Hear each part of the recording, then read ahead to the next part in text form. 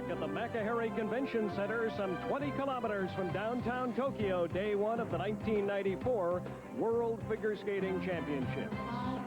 If you are just joining us, good evening, everyone. I'm Brian Williams, along with Chris Cuthbert, Barbara Underhill, and Paul Martini, and this is Dr. Jeffrey Robinson from Edmonton. He is the team doctor, and he is part of the big story, that being the recurring rib injury suffered by Isabelle Brasseur. What is Isabelle's condition as she prepares to skate in a few minutes? Isabelle has a small crack or fracture on the outside of one of the ribs on her left-hand side. That's causing her quite a bit of pain when she tries to skate. All right, let's put up on the screen the X-ray from earlier. You pinpointed the accident. There it is. You see the pencil mark. Again, it's a very minor crack? It's a crack on the outside of the bone, what we call the cortex. And although it isn't displaced or out of position, as I mentioned, it does cause her quite a bit of discomfort when she tries to do some of her routines. Now, is it true that you recommended she not skate? What I talked to Isabelle about was the concerns that she could potentially aggravate it or make it worse, that it was going to cause her a lot of pain, but I left the decision up to her. All right, she's decided to skate. How do you treat it? What can you do? Well, we're going to try to add some padding as well. She gets some medication for the pain, and also she has some physiotherapy treatment, which helps to reduce it in between the routines. When does it hurt? When she breathes, jumps, what?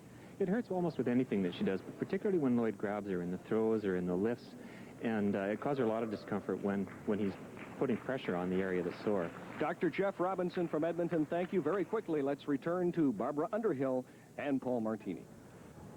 Thanks, Brian. Well, there's no doubt that Lloyd and Isabelle want to leave their amateur career on a high note. And obviously, Isabelle is willing to go through a lot of pain in order to try to do that. Now, they had a good practice yesterday and also today, but they will be skating with complete control and with a lot of caution tonight. Now, under these circumstances, Paul, and with this field, winning will be a difficult thing to do. Well, Barb, this is an interesting competition that we've got a number of rookies going against a number of established veterans.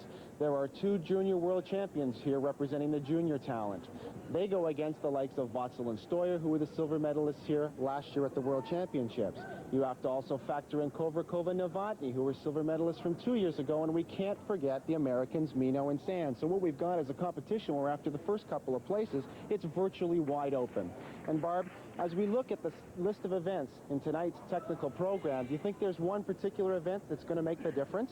Definitely the side-by-side jumps. Most teams will be performing the side-by-side double axel. It's the one with the most risk and the one that will see the most mistakes.